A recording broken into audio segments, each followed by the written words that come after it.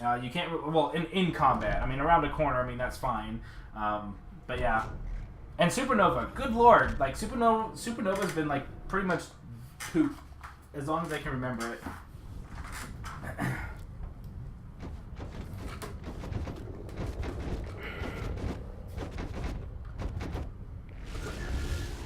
Okay, so here we go.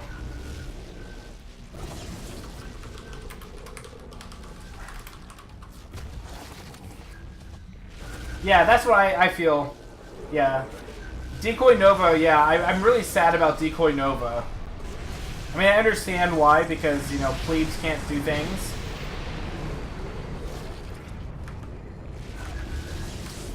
Okay, so spending a long time, this is one of the reasons why I don't really go for 3 meats unless it's, like, really good to do so. Kraken's slow, and so you don't really want to go for a 3 meat because it usually slows you down a little too much, in my opinion.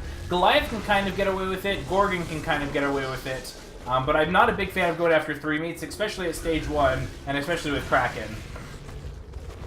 So here we go. We're waiting for the scanner to pop up shortly. So here is a normal split. If you know the monster's going down here, you want to have 2 going here, and then 2 going right around here. If you have 2 people here, you'll know instantly if he's over here, and 2 people over here should be like, oh, I hear him, he's over here. The moment you hear the monster, you tell your teammate, and then everyone starts going to you. Like, I'm really surprised that they can't hear this. If I had to recommend, I would 100% say that the best way to improve as a hunter, buy a good pair of headphones. That alone, I think, would improve almost everyone's game, because there is so much audio cues in this game that it's ridiculous. And having a good quality pair, you can go ahead and then find out the specs that I use. The headphones, they're about 30 or 40 bucks on Amazon, and I swear by them. They're probably the best ones for under $200 or $300. They are absolutely amazing.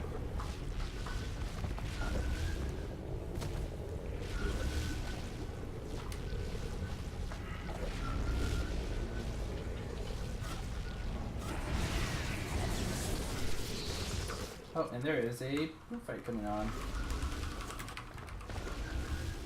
Okay, so monster taking quite a while to get to stage 2.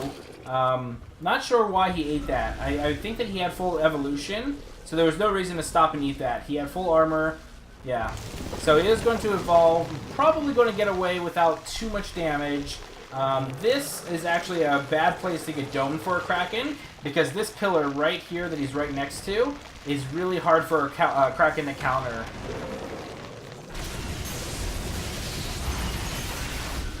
Okay, and there we go. Spitting all 3 of the mines. Oh, and I don't know that. Okay, assaults. Okay, assault 101. The moment you take 20 or 30% health, pop your damn shield. There is no reason to wait until you're at 20% health and then wait for and then pop the shield. Like, it is so, like, I see so many assaults doing that. Make sure in my chat, if I don't say this, make sure I do. Actually, that's a good idea. I need to bring a pen and paper up here so I can actually write down the stuff. But assaults, you have to manage your assault shield better. Like, do not wait until you're at the 20% health. Use it when you take about 20-30% health damage, and that way it gives you a buffer to get healed, and if the monster decides to stick on you, you're not going to die. If the monster decides to go somewhere else, that's fine. You know, you're not going to get a strike at least. But do not wait for so long. By the way, Overlord, Deccan Blackblade, welcome to the herd. I appreciate those follows.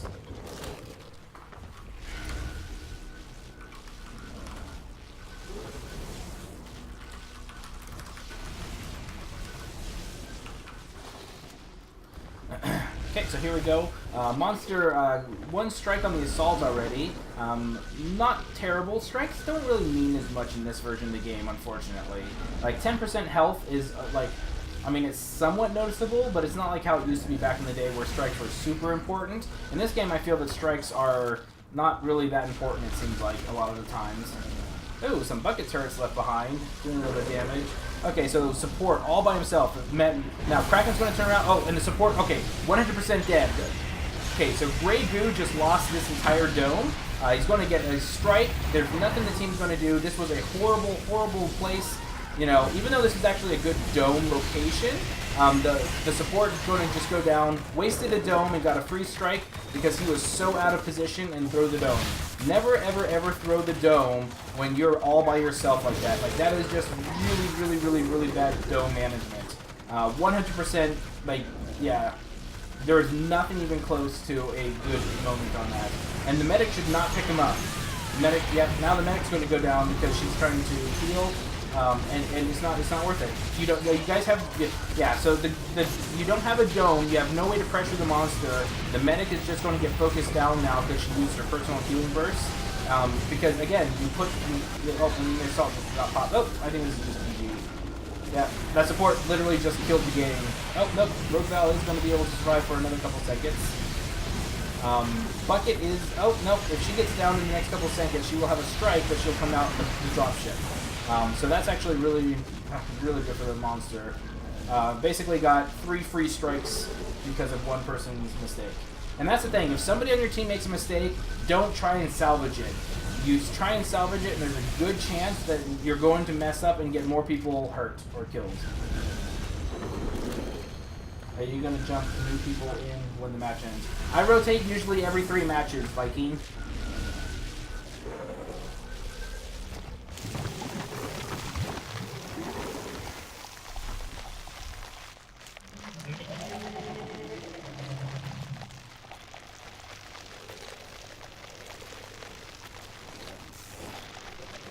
Okay, so here we go. Monster, stage 3. I'm not sure why he went stage 3. There was no reason to, and it's obvious that the hunters were not in good positioning areas, which just means that it would have been easier for them to get pegged off. I like that they're not throwing the dome, but this is going to be a pretty quick fight.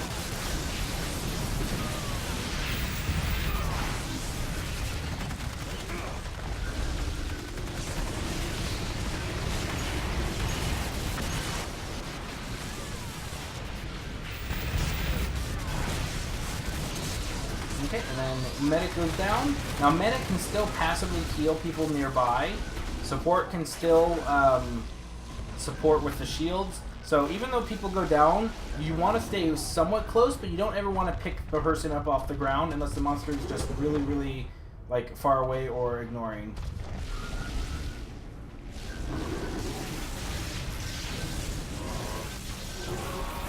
So yeah, so monster just really, really on a solid roll here. Again, you want to like, yeah, it was just mostly just a really bad, you know, half of the strikes were because of support being out of position and throwing the dome by themselves.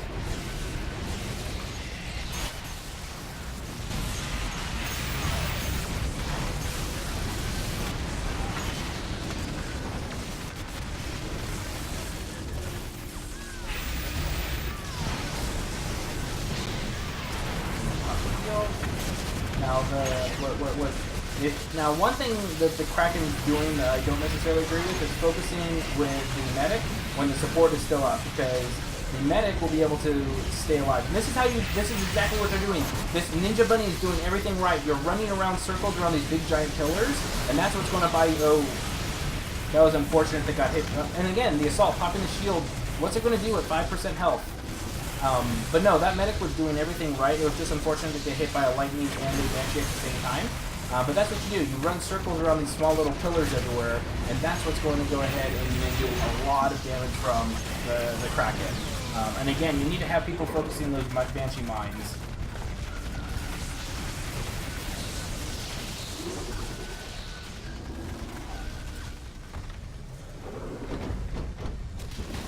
I like that he's forcing the support to come to him instead of chasing him.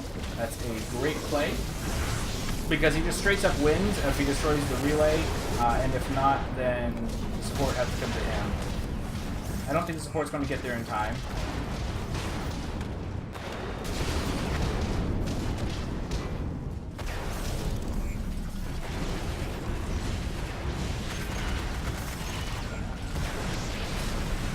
Nice dodge, though.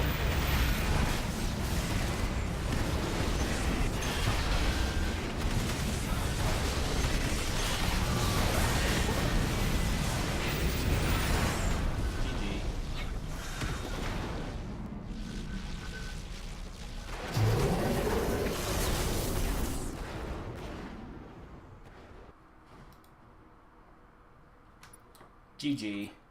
Okay.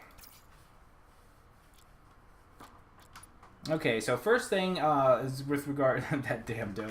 Yes, don't worry. I'll get to that in just a moment. The first thing I want to mention though is, and I feel that this is a big thing for assaults, is always be very, very careful about when you pop your shield. You should almost always, like if you're the person being focused by the monster and it's clearly obvious he's going after you, I would probably pop it when I'm about 60 or 70% health, nothing less than that. Otherwise, if you pop it at 30% health, the monster can burst you down before anyone can do anything, even more so if the medic's not in position. So just be very, very, very careful, and remember that you're not on a timer, the monster is. So even if you pop it early and you waste it, you take a little bit of damage, you go back to your medic, you get topped off, and then you go back, and then you get damaged a little, you come back. And then if you have the personal shield, you can afford to stay there a little bit longer, and then pull back when everything's on cooldowns. Remember, the medic and the support should be the hub, especially with Bucket on the team. You know, Bucket creates a whole bunch of turrets everywhere. The medic and the support are basically staying back there, and then the assault and the trapper kind of just poke and prod and wait for the monster to come out, in which case he has to face the full team,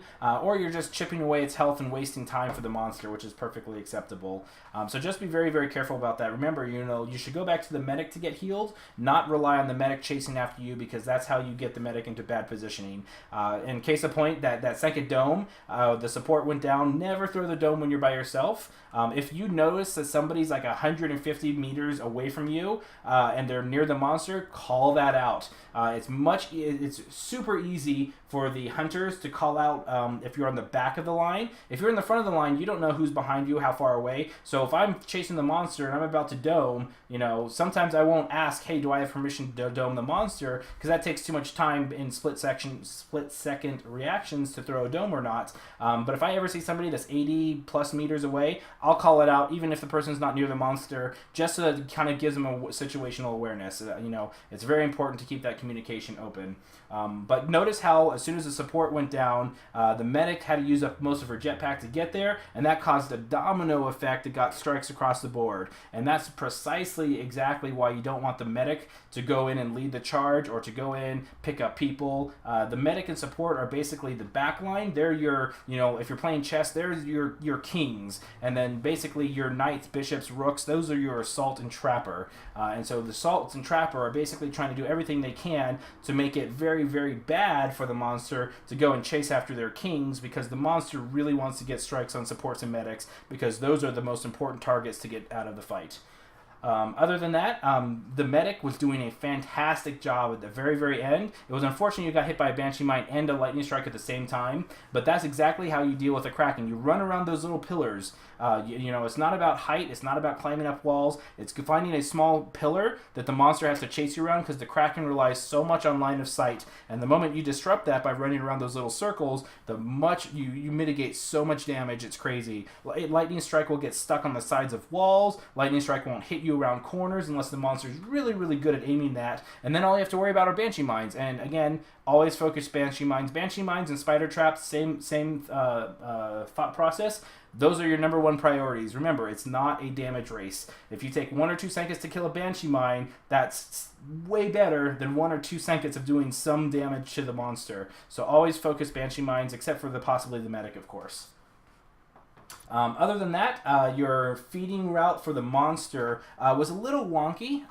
Normally when you want to make a J shape, so you went straight down and then you kind of scooped out and then you went up and to the left. Whenever you do that, you usually want to go further, because if you make a small J, the hunters are going to be in the middle of the map. They're going to see you on the movement. So you kind of have to go a little bit further to the edges of the map before you start curving out. Otherwise, they'll be able to just intercept you one way or the other. So just food for thought. So let's go ahead and do. Yes, let me go ahead and put. So go ahead. You're watching my stream, so let me go ahead and pull up a map real quick. What is this? Orbital drill. Open image, a new tab. Okay, let me see. Can you guys see this? No. Now you can see it. Okay, so this is this. So yeah, if you're in here, go ahead and just watch my stream. It'll be a little bit delayed, but I'll show you what I mean. Okay, so this is distillery. So the monster spawns here. Basically what your feeding route was, it was kind of like this, and then you kind of scooped out. So there was kind of this J shape. But notice how you're kind of still in the center of the map. So after about 30, so the boots on the ground, 40 seconds is when the hunters have control of their characters. They're on the ground. Usually that happens. If you go in a straight line, it's going to happen when you're down here. If you J curve, it's going to happen when you're right here. Notice how easy it is to cut here and here when you're right here and you get picked by this planet scanner. Whereas if you're down here, they have this whole entire area to cover. Whereas here, you're closer to them, which means less distance, and they'll be able to find out which direction you are. So just be careful about these J shapes if you stay close to the middle of the map. Basically, what my food for thought is pick a direction. Either go southwest and curve this way, go south and then go west or east, or go southeast and then curve around this way. You never want to go back here because you'll just get cornered up. There's never any reason to go up there. So there's basically 3 different directions you can go. And then from here, then you can kind of work out where the feeding route works best for you. But you pretty much always want to go to the edge of the map for the most part. There are exceptions, but on most of the skill level games that you're probably going to be in, definitely go closer to the edge. There are reasons to stay closer to the middle, but that's kind of more advanced stuff than anything else, and I don't want to go too much into it. But yeah, you want to go for this J shape, but you want to make the straight as long as possible, and then start curving. Otherwise, the hunters catch up to you very, very quick.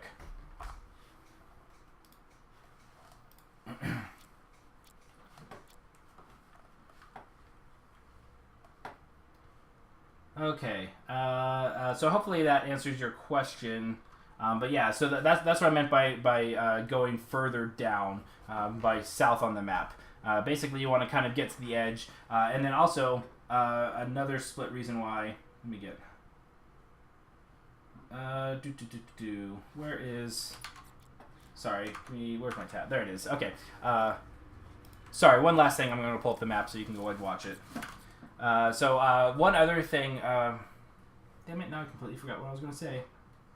Oh yeah, another reason why these 3 directions work so well is because if you go southeast, the hunters have a choice. They have 2 split here or 2 split here, which means that there's a good chance that you're going to be able to get sneak past one. So if all 4 people go this way, you can go this way, go up here, and evolve. This huge rock over here, this huge rock over here, and this one here, this forces hunters to split up. So when I go down to my feeding route down here, they have to choose, first of all, whether they go left and right here, and then on top of that, left or right here. And so that usually throws them out of position, and that forces somebody to be 120 meters away. So if they do engage me, there's a good chance I get it down because some key component of that team is not going to be there. Same thing with over here. If you go southwest, they have to choose, do we go this way or do this way? If all 4 people go here, and you notice that, you can go actually up and over here before they get it. They'll go this way, and they'll eventually catch you up here, but there's a good chance you could either double back at that point or make a different decision at that. But these large rocks, these things are on every single map. So for instance, let me show you Wraith Trap. Wraith Trap's another one. Same thing. Whoa. I did not mean it for that big. Hold on. There we go. Okay, so Wraith Trap is the same thing. So my feeding route is I go down here and then over here. So it's kind of a straight line, kind of goes around. But again, it goes around 2 of these massive large rocks that forces hunters to split up. And if they're not good with splits and they're not good with jetpack management, it makes it very, very easy for me to get a very, very quick strike because somebody's out of position. Just like Gray in the previous match. And so that was obvious. And so... Excuse me. And so if somebody's 100 meters away, they throw the dome, the rest of their team is going to be so far away they're not going to be able to catch up. And these big rocks are the main areas that you can do that. All the maps have a few of these, so these are kind of what I work into feeding routes. And so when I go down here, again, I force them to split here or here. And if they do that, so if they split here and here, most likely by the time they realize where I'm going, there's going to be a couple here and there's going to be a couple here. Now, if I force them to split again, these guys are going to go here, these guys are going to be here around another rock, and the other team's on another side. So they can't dome me unless they're all traveling in a pack. And if they're all traveling in a pack, I can smell right around here, and I'll see where they are. And if I don't see their whole entire team here, I know it's perfectly safe for me to continue my feeding route. If I see 4 people here, I can just go straight up here, finish my feeding route, and evolve right around this building area, because these big rocks are actually the biggest thing on the monster's arsenal when it comes to actually map terrains. So hopefully that explains a little bit. But yeah, no problem, God. It's my pleasure. I like coaching and mentoring. It's like my call to arms. I guess I could have made that map a little bit bigger now that I think about it. Oh well. But hopefully... Okay, so yeah. So hopefully that explains a little bit more about the feeding routes and the big rocks and everything like that. Okay. Let's go... Okay, so let's go ahead and go to the next game. Yeah, no problem. It's my